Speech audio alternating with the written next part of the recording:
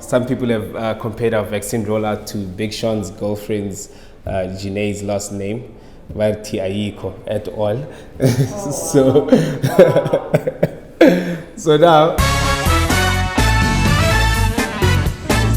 good morning, afternoon, or evening. Welcome to the Not So Daily Show, the show that comes to you daily, except when it doesn't. I'm your host, Themba. To my right, we have got Multimedia Journalist Sumeya Gasa. How are you doing?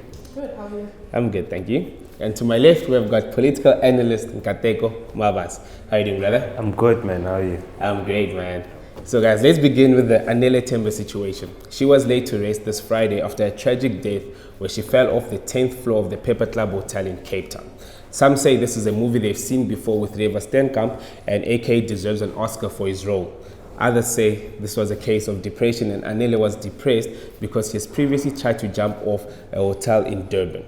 I don't know. I don't want to speculate on what has happened or what might not have happened, but when she was laid to rest at her farewell this past Friday, her dad in a letter wrote that he does not believe that Anele was depressed or she was chronically suicidal. I cannot allow an unfortunate narrative go unchallenged. A narrative that irks me to no end as a father, which is maliciously pervaded in some circles, that Anele, my daughter, was a chronically suicidal or had suicidal tendencies. All I can say is that until she turned 21, Anele wouldn't consider taking her own life as a solution. As Anele's father, I hereby state categorically that Anele was neither suicidal nor did she commit suicide. So, like I said, I'm not going to go into that, but I do want to talk about the causes of death that have been suggested in the media, and the first one is depression. A lot of people on Twitter have the argument that Anele was seen being so happy and so joyful the night before. So I want to ask you guys, is it ignorant for the public to think that it is weird that someone who was seen to be happy, had just gotten engaged, and was seen partying and having a good time with a fiance the previous night might have committed suicide? From what you guys have learned, heard, or experienced regarding depression. I mean, I think it is ignorant because, but I also think that has to do a lot with the sort of mental health awareness and education we have in, as a South African society. I do think it's ignorant because depression doesn't have one face or two faces. It's a multitude. It's an experience that is contained in one person, and at any given moment or time, it could manifest in a different way. So someone who's supposedly intoxicated, having a great time at the club, might be actually doing that as a form of escapism. So I don't think it is unthinkable that someone could have been having a great time at the club the night before and then jumped off the building the next morning. They could have been escaping from something and then decided when you're quiet and the night is quiet and everything is over and all the fun, the lights are gone, everything comes back. So it's not unthinkable. Nkateko, what's your take, bro? No, I completely agree with what you said. I think my addition would be our conversations about depression need to be more open, and it need to be more generational, because things like this, I think it's not easy for a parent to consider or even accept that their child died of depression, because you feel like I could have done something at an emotional level, So I think we need to have a more wholesome conversation about how these sort of like primary caregiver relationships affect us at a later stage, and how do we reconcile with that. In a country where our parents don't believe in depression, they don't believe in getting therapy or help, so how do you bridge that gap? Exactly. And something interesting that her dad said is that before 21, I think he said that he could not imagine Anele turning to suicide. So when she passed away, I think she was 22. And then you also mentioned that our youth is battling the scourge or is bedeviled by alcohol and drugs?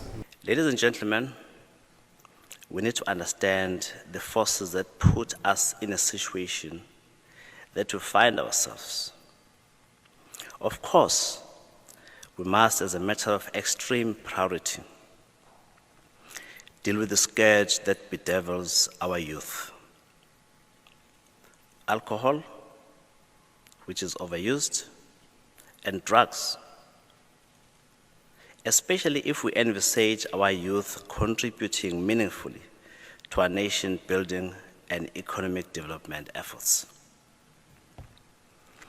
Fellow South Africans, we had better wake up and smell the coffee. We have a serious problem with substance abuse, and add to that other social ills, then we are in a crisis. And I just wanted to further go into that. Is like you mentioned, our parents come from a different generation, right?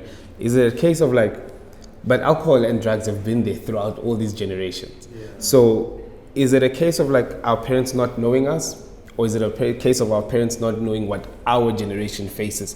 Because as much as alcohol and drugs were there, our generation faces stuff like social media, there's a lot more that we are dealing with that sort of cause more severe cases of or likelihood of depression. So I think it's both, and I think it has more to do with the fact that our parents don't really know everything about us, including the circumstances we face. So, for instance, personally, even if I've told my parents that I struggle with depression, and my friends also know, my partner knows, but no one really understands what depression is, or no one really understands how you get to the point of suicide. So even when people know that you're struggling with depression, whether it's your parents or your friends, there's always that shock factor when it's suicide. Yeah. You know? So I think it has to do with what Nkateko said as well, that our parents don't believe in depression. And also when you talk about the circumstances that we face today and how they're different to the circumstances they faced. Yeah. I mean, obviously they had apartheid, which is incomparable, but that doesn't necessarily reduce the pressures, the added pressures that we face today. And it's a matter of figuring out as a child, how much do I tell my parents? How much is useful? Personally, this is how I deal with it. Yeah. How much do I need to tell them? How much is actually useful for them to know? I don't want to burden them with things that they can't do anything about. Exactly. Yeah. So I think it's a combination of things, but definitely just a removal between what we're dealing with as their children and what they are privy to. As our parents. I think also not just our parents, but a lot of people that have faced, let's say, physical torture or something that they regard as tangible detriment, can't imagine something in the mind being as bad. So when you mention apartheid, if somebody lived through apartheid and you're telling them, yo, I'm depressed, they're like, what? Snap out of it, And I think it's just as generations go and the future generation will be like, you guys were suffering from social media, and it's just that disconnect. But is there a cure for depression? I know people say therapy, but can it really? How do you really get assistance for it? I think, to put it, to give a more lighter example, I would say, is there a cure for sadness? Really, there isn't. There are moments where you are happy in life, and then in life there are moments where you are hit by life's situations. I think it's a matter of how do you deal with those things, how do you cope, and how do you not let it get to you in the way that it used to. And therapy is good in sort of giving you either a system or a structure of support to help you meet life situation in a better way, in a more emotionally healthier way. I think it would be very presumptuous of me to say you can never be depressed in life. Because life is unpredictable. Exactly. I like how you put it when you called it sadness, because for me, I really, I don't have much experience with depression per se, but I feel like everybody has their own mental health issues. Like I battle loneliness. Like I struggle to be alone. You understand? And that gets me sad. But like in the way you put it, it's sort of like almost like makes everybody understand that although it's caused by different things, the outcome is that you just find yourself in a sad slum. You know, so I think I like the way you put it. I mean, to add, sorry, on what Sumeya said, I think the conversation that needs to be had is that, as you say, that, you know, sadness and depression, you know, are all connected with you feeling alone and by yourself. Yeah. And the question is, you know, our parents who went through apartheid and all those very traumatic issues, how alone do they feel? Yeah. And, you know, I'm here, a child feeling alone. They are there, a parent feeling alone as well. And I think if we were to maybe address those two things, it might help better. So like misdiagnosis. Sometimes you're feeling the same thing, but because the causes are different, you think it's two different things. Yeah. Yeah, totally. I mean, can I just add something? I think it's interesting, like talking about depression and sadness and just generally mental health, because if you look at other forms of mental illnesses such as bipolar disorder, just like depression is characterized by lows and highs, right? So those lows, whether you call them lows or sadness or depressive episodes, are still something that needs to be dealt with, because ultimately there's a root cause, and that root cause is from the mental illness.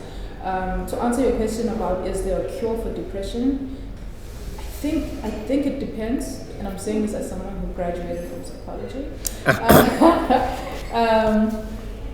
But I think, you know, depending on what triggers that depressive episode. Yeah. So is it a depressive episode because there's been a traumatic event in your life, or is it a depression that has long been? See. Has been an ailment that has been long-standing. Yeah.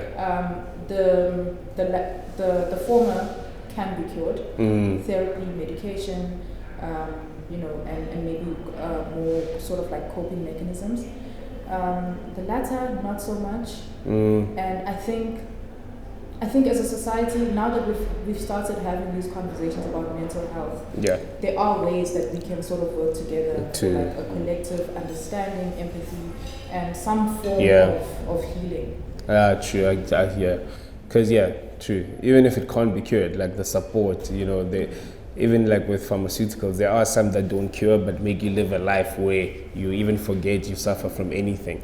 And that's through like togetherness, talking about it, you know, hearing that somebody else is going through the same thing, they're dealing with it. But sometimes being understood really helps. It does. Yeah. But guys, is there really anything wrong with alcohol and drugs? I mean, sure, they can be used in a bad way, but should we like really vilify them the way like alcohol and drugs are being vilified? If we took a poll, right? Well, okay, maybe as a new generation, we wouldn't be, if we took a poll and said, guys, were you raised by good parents? A lot of us would say, yeah, my parents are pretty good. But they were drinking all their lives. And now, like, I feel like everything that happens in society is just alcohol, drugs. Well, more alcohol. Drugs aren't talked about as much as they should, even though they're as prevalent as alcohol. But is it really just as simple as where you see alcohol and drugs, that means like something is wrong, or someone is hiding, or someone's running away? Can't they just be enjoying their lives? I mean, there's a reasonable stigma on alcohol and drugs because of... Reasonable? Yeah. No, it's understandable because of the effects it has had on people, family members, you know, things like that. So it's reasonable that people are, you know, have a negative opinion on alcohol and drugs. But I mean, we live in South Africa where it has become a coping mechanism for many people. And I think that's where people are trying to go to and address that, okay, here's a social issue that we are dealing with. How do we either reduce it or get rid of it? And I think for most people, they say, okay, if people stop doing alcohol and drugs, then maybe the problem, a lot of things will be better. I don't know, personally. I think it might be better, But I think we have to talk about the reason why people do alcohol and drugs. Yeah. If we start talking about those things, then things will start becoming better. Conversation will start flowing. Yeah. I mean, I agree with that. I think with every sort of vice that we have as a society, even globally, there's sort of like a neutrality to everything that we do. So social media is not necessarily good or bad. Yeah. Alcohol and drugs are not necessarily Good or bad. But we can't deny the reality that a lot of people struggle to practice self-control when it comes to these vices. 100%. So what we really need to be talking about is the roots to that inability, or the lack of inner will to actually self-moderate. Yeah. And drink responsibly. I don't know if you can recreationally use drugs responsibly, but if there is something like that, then that's something we can also talk about. But I do think, like Nkateko said, we live in South Africa, and historically there are a lot of social ills. Yeah. There's a lot of things that we are genuinely just trying to escape from.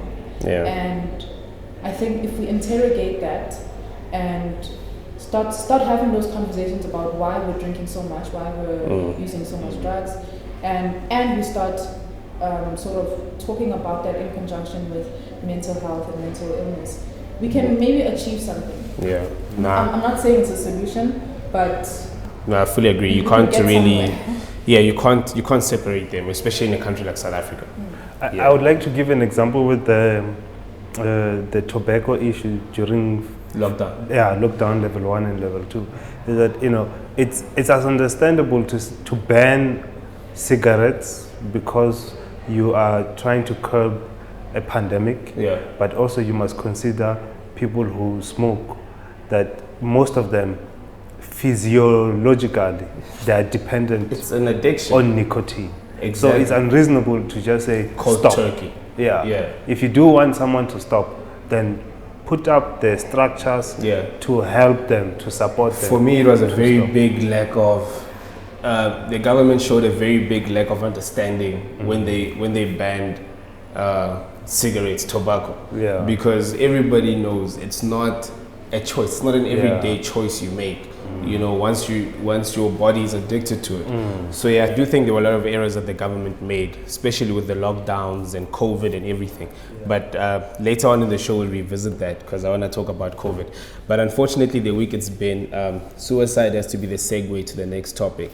Last week, Friday, Lufuno Mavhunga was also laid to rest after she committed suicide following a bullying incident that happened at Mbili High School in Venda.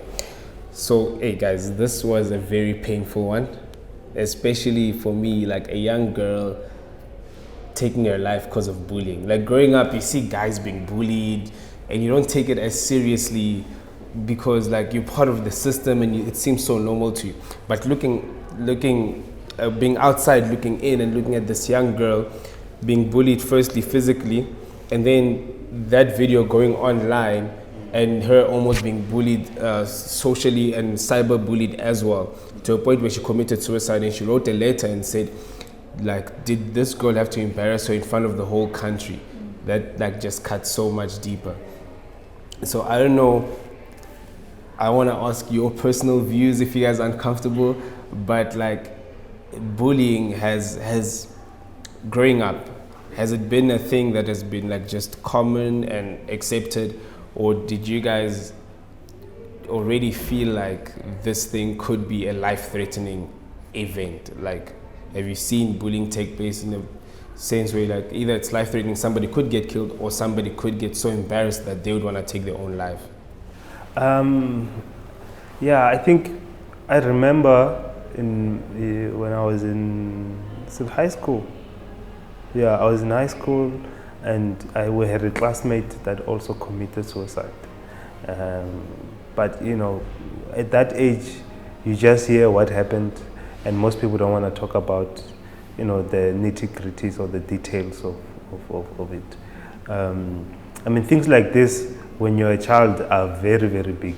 You don't see beyond them, especially when it has made national news on social media, you feel like you will be defined like that your whole life. And you go to a point where you're like, what's the point of going on? The challenge is obviously support, teachers, principals, parents, from politicians on high, to just as a society, we don't know how to deal with bullying, because bullying happens in all sectors of society. 100%. It takes on different forms. At work. Very much in corporate. Exactly. Very much in churches. In churches. It's just that it resulted in this young girl, taking her own life, and many others that we don't know about that go unnoticed. So it's a serious national crisis. So I mean, for me, like, as you're asking this question, I find it very interesting, because now I'm thinking of myself as a child. So I was bullied as a child, but I also was a bully. And while I was being a bully, I didn't think it was a big deal. But also when I was being bullied, I was cut up by it, but I don't know, it didn't feel like it impacted me as much at the time. And I remember, so the person I was bullying was chubby, and my friend and I used to make fun of her like all the time. And I mean, the twisted thing is that I was making fun of this girl and thinking, why doesn't she get that it's funny? And she reported us to our teacher, and our teacher spoke to us, and since that day I stopped, because I realized, okay, actually this is serious, I shouldn't be doing this. It is hurting her. And so when I think about that, I never thought of bullying as something that could be deadly until seeing this. And this is with a history of being on both ends of bullying. 100%. I never thought of it as something that could be deadly. And I like what you said. Like, I don't think of myself as somebody who has been a bully, but because I think I'm a wise ass, I make jokes that like people probably don't like to hear. But like, because it's not consistently aimed at someone, I never thought of that as bullying until like now. I would probably think if the joke is funny and people laugh at it, it probably sticks with someone. For me, the person that bullied me when I was in grade 3, I still remember them. And we're friends now, but I don't forget that you bullied me. And I'm like, okay, sure. So I know you don't get over this stuff. So like, that's the sad part of like, but how much is too far? Obviously, we don't want to live in a sensitive society where you can't say anything, but like, unless we do, but like there's some things that's just like banter, it's just like fun, we make jokes and we don't take it anywhere, but then there's some stuff that stick. And the reason I say that is because with this Lufuno situation, right, there was a few people on social media that hit up at Miss South Africa and said, why aren't you saying anything, you're posting about other stuff? And people went at her, made her trend #1, and they were bullying her. So I was like, what relationship do we have with bullying where we can be so tight that somebody got bullied and we bully someone else to speak out on somebody that gets bullied? Don't we reconcile that this is the same thing? And oftentimes the people that are bullied don't see themselves when they bully, because when you do it, it's not such a big deal. And I think like that's the sad part of like, we can't differentiate between physical bullying, cyberbullying, and what you say. Bullying happens everywhere. Bullying happens everywhere. But I mean, also, I think the issue with bullying is that kids who bully at school are bullied at home. So they learn their behavior from there. Because you don't just start bullying kids out of nowhere. It's sort of like you are taught how to handle a situation. So even in this case, people are angry the fact that this lady took her life, but then the only method of problem solving they have is to bully. To bully other people. So to say, government, why aren't you doing this? Exactly. Whoever, why aren't you doing this? And that's also like a sense of bullying. If you can't control your anger and it leads to outrage aimed at someone else, that is bullying. Exactly. So I remember seeing a lot of tweets about people saying that if that was their sister that was being beaten up on camera, they would show up at the school and throw hands. And I can't say that I'm above that. Like I would probably, like if it was my youngest, I mean, I'm not really good at throwing hands, but it would be something I would take under serious consideration. But the real problem here is that we don't know how to deal with bullying. Yeah. Because I remember, like when I was in school as well, teachers were also bullies. Like I was bullied by teachers. Exactly. You know? So, it was already hard enough having to deal with being bullied by other kids because I look different. But also when you know you can't count on teachers to have your back, it's just it doesn't send a good message. Yeah. So you say you look it's different. about dealing with it. In what sense? Sorry? What do you mean you look different? Oh, I mean, well, I was the only black kid in my grade at the time, so I remember being bullied by teachers and. So racially bullied in a way. Yeah, I think we don't realize how many forms, like different forms bullying takes on. But also, if you're in an environment where there's a lot of bullying happening, you automatically think, okay, this is how we do things. Yeah. You know? And I'm not saying that's why I was bullying this girl, but I wonder how much of my experience impacted that. Does desensitize you. Like, exactly, a lot of us are learning now that some people don't realize they were bullied or they were bullies until now when you look at it from outside and you see how it affects other people. But yeah, before we close, I just want to touch on South Africa's vaccine rollout. Some people have compared our vaccine rollout to Big Sean's girlfriend's Janae's last name, Varti Ayiko et al. So now after selling the AstraZeneca vaccine, which they said had 20-something% efficacy against mild to moderate illness, in promise of the Johnson & Johnson vaccine, which was supposed to be in rollout right now, that one has also been stopped after America's Food and Drug Administration recommended that America stops it. South Africa has also stopped it because 6 women had blood clots from this vaccine. This is out of 6 million people that have apparently taken the vaccine. So now with South Africa, the question that I have is that, firstly, why are we just doing everything that America does? Why are we not making our own decisions? Because the AstraZeneca vaccine being gone, other African countries are using it. They have a better rollout program than us. Also, this vaccine was said to be effective against severe illness, and people have since died, like Dr. Cindy van Zyl, who is a medical practitioner, and she would have had the vaccine because she was amongst the first in line. How, like, South African government, do you guys think there is a plan? Because now they've promised us the Pfizer vaccine that is coming. What do you guys make of this vaccine rollout that we seem to be not having? I think it has been poorly handled from the very beginning. I think my issue is that we don't have enough information to make a proper judgment call on the vaccine. From the very beginning, there's been mistakes of expiry dates, there's recalling of a vaccine, but the issue is that vaccines normally take longer to make, so this was rushed, and there's no citizen education about what these vaccines have, they don't have, how do I differentiate between one and the other. On a personal level, I can't put my life on this thing. Yeah, and for me, I also always had a problem with people campaigning with, just take the vaccine, it will save your life, just take the vaccine. Then we're like, okay, what's in the vaccine? Why was it so quick? What are the dangers? No, there are no dangers. It's impossible. Nothing does not have dangers, you know? And if you just come out and be honest with that, then you get a better buy-in. Because I've always said, guys, we know COVID, comorbidities are a problem, age is a problem, weight is a problem, right?